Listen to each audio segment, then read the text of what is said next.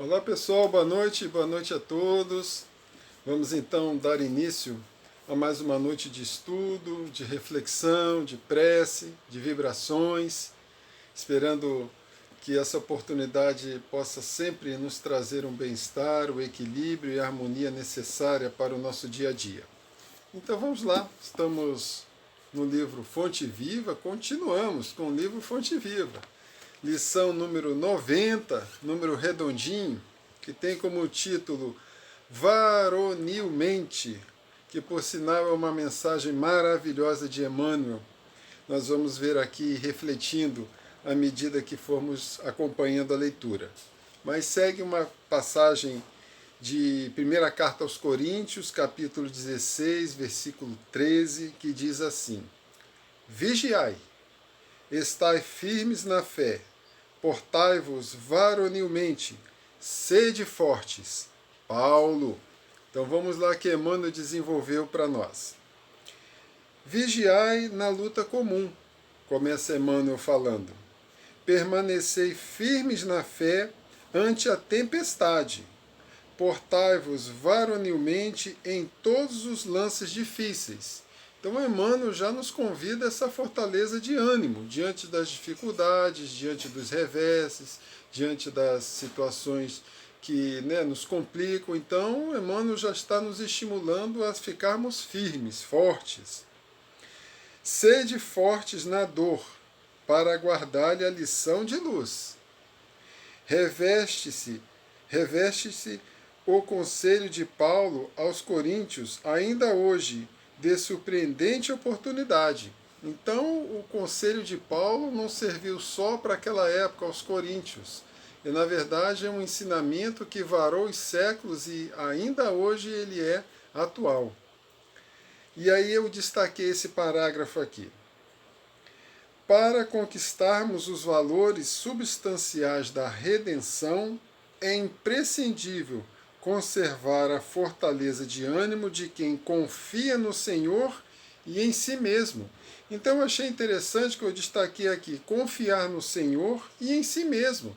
Então nós não podemos só depositar as nossas dificuldades, os nossos interesses, as nossas aspirações no Senhor.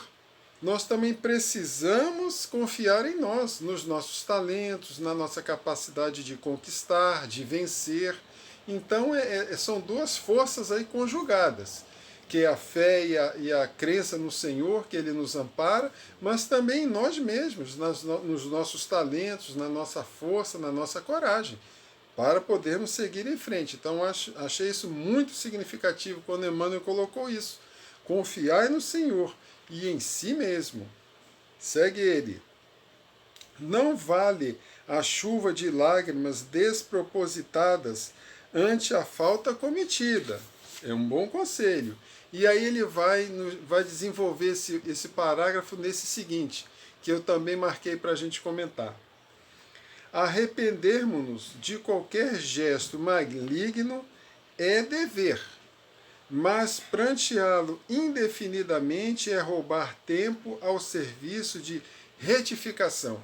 Que maravilha, né? Isso acaba também nos trazendo assim um certo alívio, diante daquilo que nós fazemos, que nós cometemos, muitas vezes no nosso dia a dia. Então, quando ele diz que se arrepender é um dever, mas se nós ficarmos nos crucificando, se nós ficarmos muitas vezes pranteando aquilo, como ele coloca, indefinidamente, falando, errei, puxa vida, não deveria, não deveria ter feito, mas isso com muita intensidade e num período muito longo, é perda de tempo. Perda de tempo, é roubar o tempo da retificação. Ao invés de procurarmos um meio de corrigir, nós vamos ficar pranteando aquilo, chorando, reclamando, muitas vezes até nos repudiando por uma situação que cometemos, quando nós devemos buscar um meio de corrigir aquilo, de retificar, como ele coloca. Então ele segue. Certo, o mal deliberado é um crime.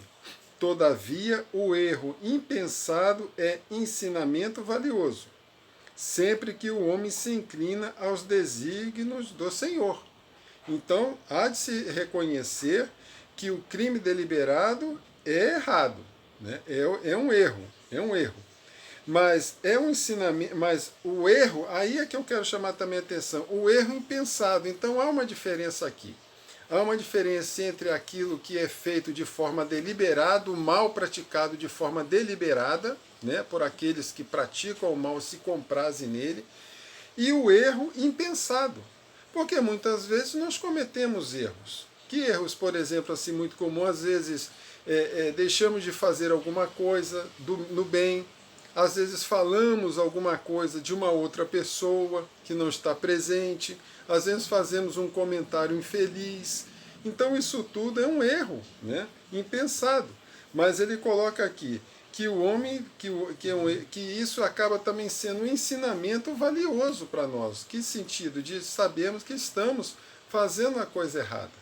E nos aproximarmos do quê? Dos desígnios do Senhor para esse melhoramento, para melhorarmos. Né? Então isso é importante, né? Essa distinção. E aí segue ele. Sem resistência moral, no turbilhão de conflitos purificadores, o coração mais nobre se despedaça. Então aqui há de se ter também uma resistência moral, de fortalecer isso. Né? E como é que nós fortalecemos isso? Através da leitura, através da ação, da prática, da boa reflexão. Isso tudo nos fortalece, né? Moralmente. E aí ele continua. Não nos cabe, portanto, repousar no serviço de elevação. Então não há de ter repouso. Né? A partir do momento em que nós nos engajamos nesse grande processo de crescimento, não podemos fraquejar, temos que seguir em frente. Né? E aí sublinha aqui mais uma frase, mais um parágrafo. É natural que venhamos tropeçar muitas vezes. Então Emmanuel aqui reconhece que o nosso tropeço ele é natural e que isso vai acontecer muitas vezes, né?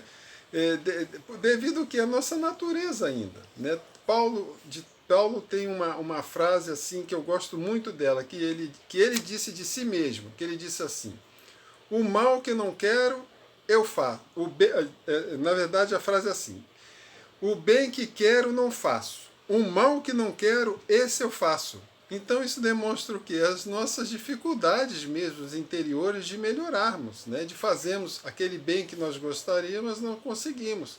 Porque ainda carregamos ainda uma carga muito grande de erros do passado que se enraizaram de tal forma em nossa personalidade, em nosso espírito, que leva-se um tempo para poder erradicar isso de nós.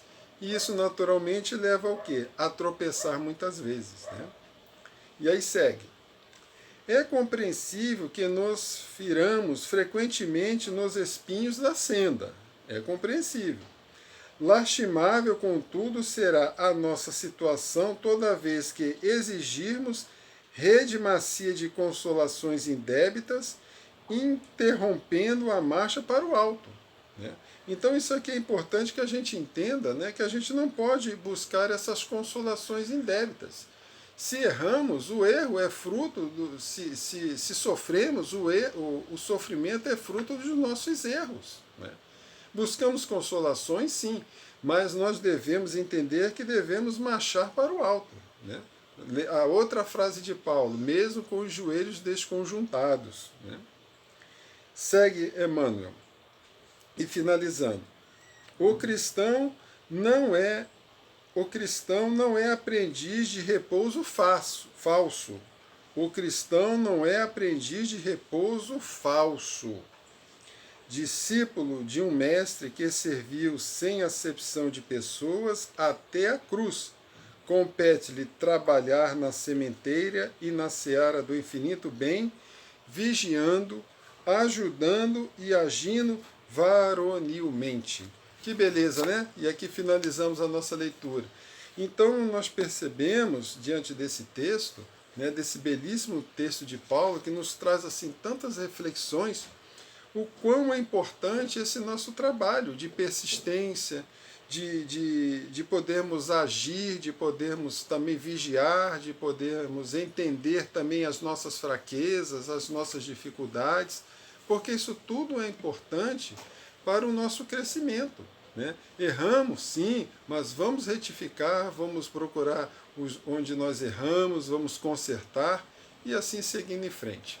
Então é isso aí, o texto de hoje é esse, que possamos refletir, analisar e seguirmos em frente. Vamos então fazer a nossa prece, vamos fazer nossas vibrações então. Graças a Deus. Graças a Deus, Senhor. Muita paz.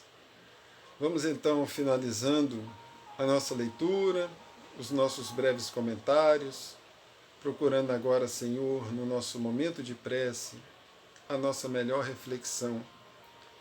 Entendendo, Senhor, que a vida nos convida, muitas vezes à luta, para o nosso próprio aperfeiçoamento, como lições valiosas para progredirmos e atingirmos, Senhor, a espiritualidade cada vez mais elevada. Contamos, Senhor, com teu amparo, pois tu és o nosso mestre, o nosso pastor, para que nos auxilie, Senhor, nessa difícil jornada, mas necessária para todos nós. Que a sua paz, Senhor, possa nos envolver nesse momento, a cada um de nós, do nosso grupo, pacificando o nosso coração, pacificando a nossa mente, fortalecendo a nossa saúde física, mental e espiritual. Também queremos pedir, Senhor, pelo nosso planeta, continuamos nas nossas vibrações, pedindo pela paz no mundo, pelo fim da guerra, pela pacificação dos corações, Senhor, pois nós queremos a paz e desejamos a paz.